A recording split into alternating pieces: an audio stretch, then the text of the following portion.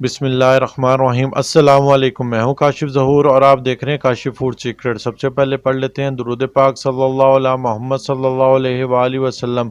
आज हम बनाएंगे रंगीन सवैयाँ, वो भी कस्टर्ड के साथ।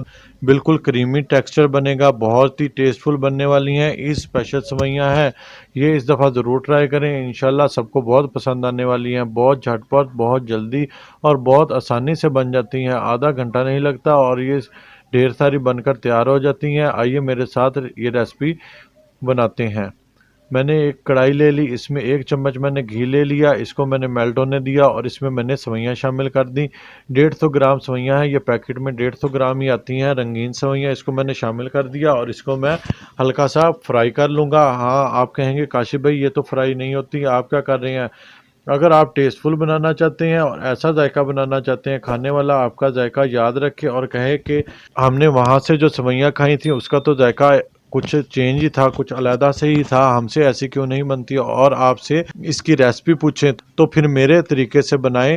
इंशाल्लाह बहुत टेस्टफुल बनने वाली हैं। सेवइयों को हमने बहुत ज़्यादा नहीं भूनना, लेकिन हिलाते हुए लो टू मीडियम आंच पर 1.5 से 2 मिनट हम इसको भून लेंगे ताकि इसका कच्चापन दूर हो जाए और इसमें हल्की हल्की महक आने लगे। ये देखें, अब ये अलग-अलग भी हो गई हैं, खिली-खिली हो गई हैं और हल्की-हल्की महक आने लगी है। इतना ही हमने इनको भूनना है, इससे ज़्यादा नहीं भूनना। अब मैं इसमें दूध शामिल कर दूँगा। मैंने दूध लिया है 1.5 लीटर, 150 ग्राम सेवइयों में 1.5 लीटर दूध जाएगा। ये बिल्कुल परफेक्ट मेजरमेंट है। अगर आप कस्टर्ड के साथ नहीं बना रहे तो 1 लीटर बहुत होता है। अगर आप कस्टर्ड के साथ मेरी तरह बना रहे हैं क्रीमी सेवइयाँ तो 1.5 लीटर ही दूध डलेगा। इसको हम अच्छे से हिला लेंगे और इसको बॉयल आने तक पकाएंगे। हल्का हल्का हिलाते रहेंगे, ये नीचे से लगती नहीं। बेफिक्र होकर थोड़ी थोड़ी देर बाद इसको हिला लें। मैं इसमें 2 अदद इलायची शामिल करूंगा। कुछ चीज़ें ऑप्शनल होती हैं, आप अगर इलायची का जायका पसंद करते हैं तो इलायची डालें, नहीं तो ना डालें। इसमें मैंने इलायची शामिल कर दी और बॉयल आने तक मैं इसको पकाऊंगा।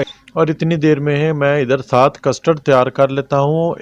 ये मैंने 1 कटोरी दूध लिया था, इसी में से ही दूध मैंने लिया, जो 1.5 लीटर मैंने दूध डाला है ठंडा लिया था, पहले ही निकाल लिया था। इसमें 4 टीस्पून मैं कस्टर्ड के शामिल करूँगा। ये टीस्पून है, टेबल स्पून नहीं। इसको मैं मिक्स कर लूँगा। ये कस्टर्ड हमने पहले से ही मिक्स करके रखना है ताकि जब हमारी सेवइयाँ तैयार हो जाएं तो हम इसको फ़ौरन से बीच में शामिल कर दें। 4 टीस्पून कस्टर्ड के हम शामिल करेंगे क्योंकि सेवइयाँ भी दूध को थिक करती हैं। देखिए, सेवइयों को मैंने 5 से 6 मिनट पका लिया। इतना पका लिया कि सेवइयाँ हमारी थोड़ी ट्रांसपेरेंट हो गई और ये गल भी गई, नरम भी हो गई। और देखें, दूध भी हमारा थोड़ा थिक हो गया और कितना प्यारा कलर आया है दूध को। इतना ही हमने पकाना है। अब हम इसमें कस्टर्ड शामिल कर देंगे।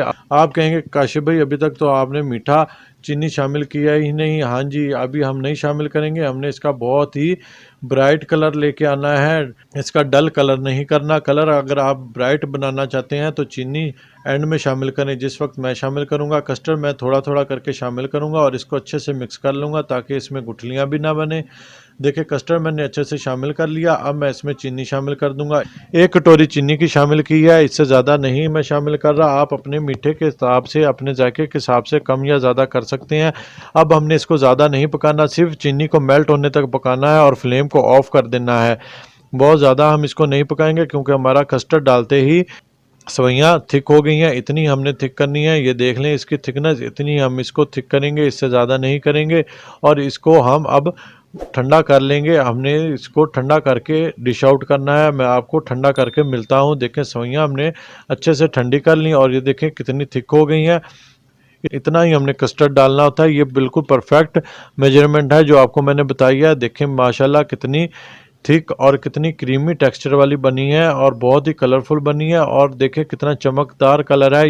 ये जो चीनी हमने लास्ट में डाली, इससे इतना चमकदार कलर आया। अब मैं सीजनल फ्रूट शामिल कर लूँगा। मैंगो मैंने क्यूब में काट लिया, पीच काट लिया और थोड़े से बादाम। अब मैं इसको डेकोरेट कर लूँगा। सीजनल फ्रूट डालने से ये बहुत ही अच्छे बनते हैं। आप जिस मौसम में बना रहे हैं उस मौसम में मौजूद फ्रूट इसमें शामिल कर लें। कस्टर्ड भी मैंने मैंगो फ्लेवर का शामिल किया था, आप चाहें तो बनाना शामिल कर लें और बनाना से इसका डेकोरेट कर लें। ये बहुत अच्छे लगते हैं जब इसके चंक्स मुंह में आते हैं खाते वक्त, और देखने में तो बहुत ही अच्छे लगते हैं। अच्छे से मैं इसको डेकोरेट कर लूँगा क्योंकि जो सी चीज़ जितनी ही देखने में अच्छी लगती है उतनी ही खाने में। देखें माशाल्लाह, मेरे अल्लाह ताला की नेमतों में से एक नेमत, जितना शुक्र अदा करें उतना ही कम है। हेल्दी पकाएं, हेल्दी खाएं, अपना और अपनों का बहुत ख्याल रखें। मुझे भी अपनी दुआओं में याद रखें। काशिफ फूड सीक्रेट से काशिफ को दें इजाज़त। अल्लाह हाफिज़।